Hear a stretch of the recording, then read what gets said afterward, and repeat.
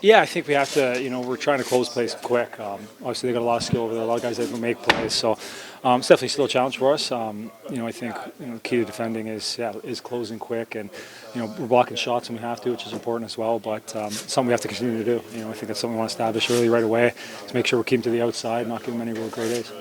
A player like Pedersen, he's been kept on the score sheet goals-wise for the most part. Do you focus on any particular player, or just kind of stick to your game and whoever's there is there? Well, yeah, I think the depth of their roster. I think they have so many big guns that you have to always be aware of, and he's one of those guys. Still, he does so many good things out there that we can't you can't sleep on him. You have to play him hard every chance you can because he's a guy that can make you pay. You've been a part of a lot of playoff series. Is this one a little strange in the fact that it seems like the better team in each game might have come out with a losing end? Yeah, it's obviously a little unique, but that's playoffs for you. That's the way the hockey goes, and it's unique. But we're in this, and we got a chance to kind of tie this thing up at home, which I think we're very excited for. I think last game we stuck with it. Had some lapses, but again, I think compared to the games before, I thought we showed great resiliency, and we got a great opportunity here.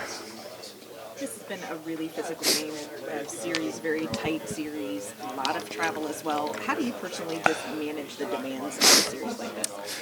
Well, yeah, you got to do what you can. I think off the ice, to take care of your body, and I think our training staff's unbelievable. That helps in that sense, and yeah, it's been a lot of time on the plane. We kind of Yost were talking the other day.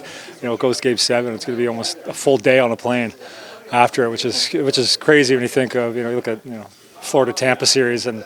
These guys might have been a couple hours on the plane total. It's unique, but that's the West. It's a grind. Especially changing time zones and doing what you can to kind of sleep properly. And it's a challenge, but both teams are going through it. So it's not like one team's not and the other. So it's do what you can and try to be as smart as you can with it. Obviously, that obviously challenges your body, but how does that also challenge your mind going back and forth so much time spent on that plane? Yeah, it's obviously different, but you do what you can. You're on there and we're playing cards or trying to rest, trying to sleep on the plane. You're doing whatever you can. It's just it's the grind of it. Obviously I've been around for a bit, so we've kind of had similar situations to it. But you just try to do what you can each day to recover and stay sharp as you can. I'm sure your kids understand when you get home the dad might be tired. Not yesterday, that's for sure. They were full go right when I pulled in the driveway. They started running out and right after, and I got another one due in a few week and a bit here too. So it's a little crazy at home right now, but they're good though. They're excited. They're enjoying the playoffs too, which is fun. Ryan, seeing Yost get the power play goal the other night, area where you guys have struggled a little bit, how much confidence does that give you guys going forward in this series? Yeah, hopefully, let's kind of settle in. Obviously every game's different. We've had plenty of opportunities that haven't buried. But even last game, I thought we had a couple good chances. We hit a post on one, that goes in, gives us some more confidence in it. But still, just getting a greasy goal like that. Yost makes a great play. Just go to the net and get a good bounce there. Yeah, we're really hoping that can spark some offense for us on the power play. Being a veteran of these playoff wars, I know there's pressure facing elimination, all that, but in a way, is this kind of fun? Have you been through this? Oh yeah, it's the best time of year, and obviously we like to be up in the series, but still the pressure of the situation and just the intensity. And I thought last game the way our group kind of stuck with the game and kept fighting and found a way to win was just such a good feeling coming in here and coming back home with this, coming into our barn, which. We haven't won here, but we played. We've done some really good things here, and if we can kind of pull those two things together, I think we'll be in a great spot. Kind of play off of that. Probably thought you deserved better in one of those games, at least maybe both that were here. What can you do from those games to kind of replicate it and have better success here in your sets? Well, I think it's just bending, not breaking. Again, like you kind of said, those two games we did some great things, had a great chance to win games with leads, and I think it's just get into that situation again. It's being on our toes, doing the right thing, sticking with it, not being affected by. They're a great team over there. They're going to get chances, they're going to get momentum, and it's just us being able to. When that happens, counter a little quicker, which, in those games we didn't do enough. And, last game we did. I thought, when we get a momentum, we, had some guys step up and get it back for us. And so it's just kind of, like I said, bending, not breaking. One of the things that stood out in games 3 and 4 was the way the McCarron line kind of set the tone physically. From your vantage point, when those guys get rolling, Andrew called it the identity line for you guys. When those guys get rolling, how much of an impact can it have on the rest of the group? Oh, yeah, they're so huge for our group. And like I said, momentum. The physicality, I don't think no line wants to play against them just because of that. They have such an impact, and I think that's something that we all feed off of. And whether it's getting a scoring chance or a forecheck or the way they defend and finishing one of their top guys. Every shift I feel like they're doing something to impact the game, which is something that gives us life, and it's fun to watch. You said you were expecting another child in the next week and a half. What's that been like for you to kind of have to be away and focus so much on this while that's all going on? Yeah. Our fourth is due on the 12th. So it's been a little different. Couldn't be a farther team away, I guess, which is kind of a little concerning. But everything's going smooth. I'm sure it'll be fine. But yeah, being the fourth, I think we're a little more confident that we're going to be all right. Does your wife feel that way? Yeah, sometimes.